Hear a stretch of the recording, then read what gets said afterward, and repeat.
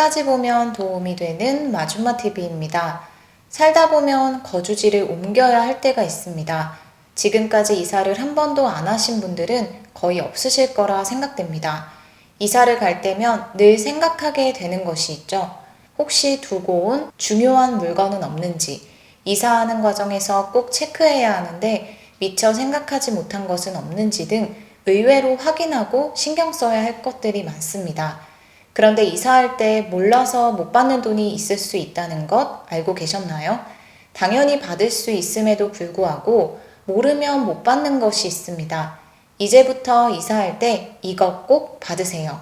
20에서 40만 원까지 받을 수 있는 이것 궁금하신 분들은 오늘 영상을 통해서 확인해 보시면 좋겠습니다. 그럼 오늘도 끝까지 봐주세요. 이사를 할 때 늘 부담되는 것이 있죠.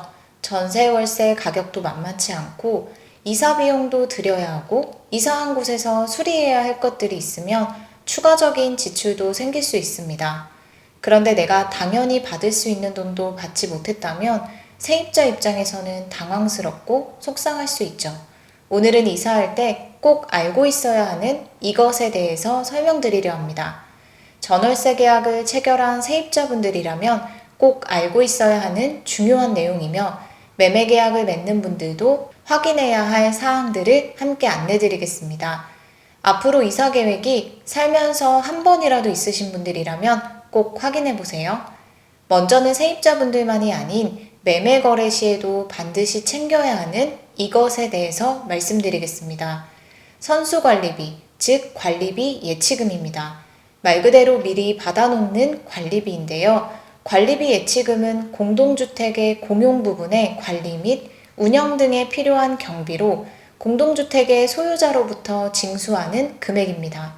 보통은 아파트를 처음 분양받을 때 입주 전에 소유자가 납부하는 금액으로 초기 아파트 운영자금 등을 선수관리비로 충당합니다. 신축 아파트 입주 시 초기에 입주자가 없거나 공실이 생기는 경우를 대비하여 공용 부분에 대한 관리 및 운영에 필요한 경비를 미리 받아두는 예치금 성격의 돈이기 때문에 아파트가 재건축되거나 멸실되기 전에는 돌려주지 않는 돈입니다. 이렇게 새로 분양하는 아파트가 아니더라도 일반적인 아파트 매매 거래에도 적용됩니다. 통상적으로 매매 계약 시 매수인은 매도인에게 선수관리비를 지불해야 합니다. 그리고 매수인이 나중에 매매 거래 시 새로운 매수인에게 또 받는 형식입니다. 그럼 어떻게 주고받을 수 있을까요? 원칙적으로는 매도인이 관리사무소에 방문해서 기존에 지불했던 선수관리비를 돌려받고 매수인이 관리사무소에 가서 다시 선수관리비를 지불하는 것인데요. 보통은 이런 과정들의 번거로움 때문에 매매거래 시 공인중개사를 통해 관리실에서 선수관리비 영수증을 발급받고 매수인이 매도인에게 선수관리비를 입금하는 것으로 마무리한다고 합니다. 즉, 선수관리비는 매도인은 매수인에게 잊지 말고 꼭 받아야 하는 돈입니다. 또한 임대차 계약 시에는 해당되지 않으며 매매 거래에만 받아야 하는 돈이라는 점도 함께 알고 계시면 좋겠습니다. 다음은 전세 월세 계약을 맺은 세입자분들이 꼭 이사할 때 받아야 하는 돈입니다. 우리가 매달 받는 관리비 고지서에 명시되어 있는 금액임에도 불구하고 꼼꼼히 살펴보지 않아서 돌려받을 수 있는 돈인지 잘 모르시는 분들이 계실 텐데요. 전기, 가스 등 여러 항목을 합친 전체적으로 납부해야 하는 관리비 금액만 확인하지 마시고 앞으로는 이것을 꼭 체크해 보세요. 바로 장기수선 충당금입니다. 잘 알고 계신 분들도 있고 처음 들어보신 분들도 계시죠? 매달 보통 10,000원 내외 7,000~8,000원 혹은 20,000원 정도씩 부과되고 있는 관리비 항목 중 하나입니다. 전월세 세입자라면 장기수선 충당금을 꼭 기억하고 있어야 합니다. 공동주택의 주요 시설물인 승강기, 배관, 도색 등의 교체 및 수리와 보수에 필요한 금액으로 미리 주택의 소유자로부터 징수해 적립해 놓는 돈을 말합니다. 공동주택 소유자가 내는 것이 원칙이지만 소유자가 거주하지 않고 전세, 월세 등 계약을 맺고 세입자가 거주할 경우에는 편리상 세입자가 매월 관리비에 포함되어 있는 장기수선 충당금을 납부하게 됩니다. 장기수선 충당금은 법적으로 적립을 의무화하며 신축 아파트 오래된 아파트 등에 따라 적립하는 금액이 적거나 많을 수 있습니다. 즉, 공동주택마다 부과하는 장기수선 충당금 금액이 다릅니다. 이러한 공동주택은 300세대 이상의 공동주택, 150세대 이상으로 승강기가 설치되었거나 중앙집중식 난방 방식을 사용하는 공동주택 등이 해당합니다. 법적으로 장기수선 충당금 납부 의무자는 주택의 소유자이기 때문에 세입자가 거주하는 동안 부담했다면 이사할 때 돌려받을 수 있도록 규정하고 있습니다. 즉, 임대기간이 끝나면 주택의 소유자는 세입자에게 환급해 주어야 합니다. 관리실에 방문해서 거주했던 기간 동안 납부했던 장기수선 충당금 총액을 확인하고 납부 내역을 발급받아서 주택 소유자에게 청구하면 그 금액만큼 세입자는 돌려받을 수 있습니다.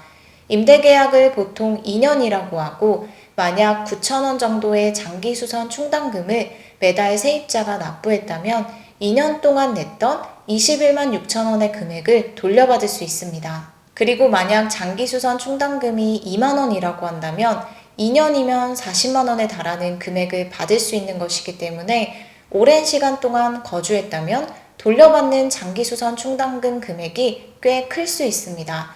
또한 임대차 기간 동안에 집주인이 바뀔 수도 있죠.